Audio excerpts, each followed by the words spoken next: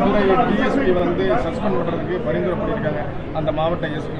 இது எப்படி பாக்குறீங்க நீங்க? நேர்மையான அந்த மாவட்டத்தினுடைய காவல்துறை கண்காணிப்பாளர் அவர்கள் மயிலாடுதுறையினுடைய டிஒய்எஸ்பி ப்ரொஹிபிஷன் விங் அவரை சஸ்பெண்ட் செய்வதற்கு நேற்று உத்தரவு பிறப்பித்திருப்பதாக டிவி மூலமாக நாங்கள் பார்க்குறோம். அந்த மயிலாடுதுறையினுடைய அந்த பர்டிகுலர் டிஒய்எஸ்பி அவங்க பேசும் பொழுது டெப்டி சூப்பரண்ட் ஆஃப் போலீஸ் 2 விஷயத்தை சொன்னாங்க. எனக்கு தெரியும், ஒரு சீருடையில் இருக்கக்கூடிய ஒரு அரசு பணியாளர் பத்திரிகையில் பேசக்கூடாது என்பது எனக்கு தெரியும். ஆனால் இன்னைக்கு நிலைமை அதையெல்லாம் தாண்டி போயிடுச்சு. அதனால தான் நானே உங்ககிட்ட பேசுகிறேன். என் வீட்டிலிருந்து அலுவலகம் வரை நான் நடந்து சென்ற பொழுது எந்த பத்திரிகையும் நான் கூப்பிடல, நீ கவர் பண்ணுங்கன்னு நான் கூப்பிடல. அவர் சொன்னது. இன்னைக்கு நான் பத்திரிகை நண்பர்களை அழைத்து ஒரு பிரஸ் மீட் நடத்தும் அளவுக்கு நான் தள்ளப்பட்டிருக்கேன்னா ஆட்சி அதிகாரத்தில் இருக்கக்கூடிய அதிகாரிகள் எந்த அளவுக்கு என்னை துன்புறுத்தி இருக்கிறாங்க. காவல்துறை கண்காணிப்பாளர் அவருடைய அலுவலகத்துக்குள்ளே என்னை கூப்பிட்டு நீ நிமிர்ந்து நிற்கக்கூடாது, நீ இப்படி இருக்கணும், இப்படி இருந்தால் கையை உடைச்சிரு, விரலை உடைச்சிருவேன்னு சொல்கிறாரு. அவர் சொன்னது.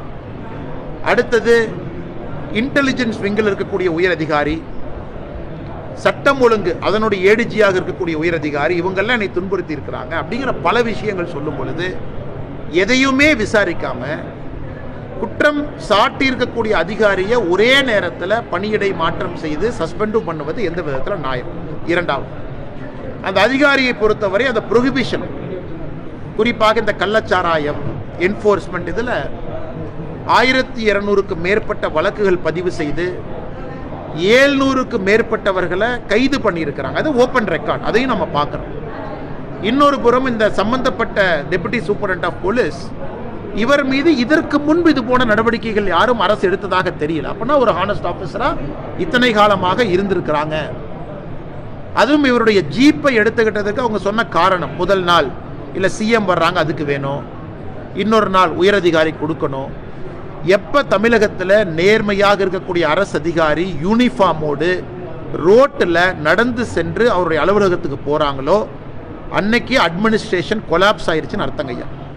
எனக்கு அதை தாண்டி நைட் ரவுண்ட்ஸுக்கு கூட வண்டி கொடுக்காம 2 வீலரில் போய் நைட் ரவுண்ட்ஸ் ஒரு அதிகாரி பார்க்கும் அளவுக்கு அவலம் இருக்கு. மூன்றாவதாக, அதிகாரி ஒரு விஷயத்தை சொல்லியிருக்கார். அவர் சொன்ன விதம் சரியா தப்பா அது வேற. பத்திரிகை நண்பர்களை யூனிஃபார்ம் அதிகாரி சந்திக்கலாமா? அவரே சொல்றாரு சந்திக்க கூடாது தான். ஆனால் வேற வழி இல்லாமல் பத்திரிகை நண்பர்கள் நான் சந்திக்கிறேன். ஏன்னா நியாயத்தை யார் கேட்பாங்க? பத்திரிகை மூலமாக தான் என் நியாயத்தை நான் சொல்லணும். அப்படி இருக்கும் பொழுது குற்றச்சாட்டை எந்த விதத்திலும் கூட ஹேண்டில் பண்ணாமல், ஆராயாமல், உயரதிகாரி ஒரு ஐஜியோ என்னமோ அவங்க லெவலில் ஒரு என்கொயரி நடத்தாமல் ஒரு சாதாரண ஒரு அதிகாரியை சஸ்பெண்ட் பண்ணுவது முற்றிலும் முரணானது.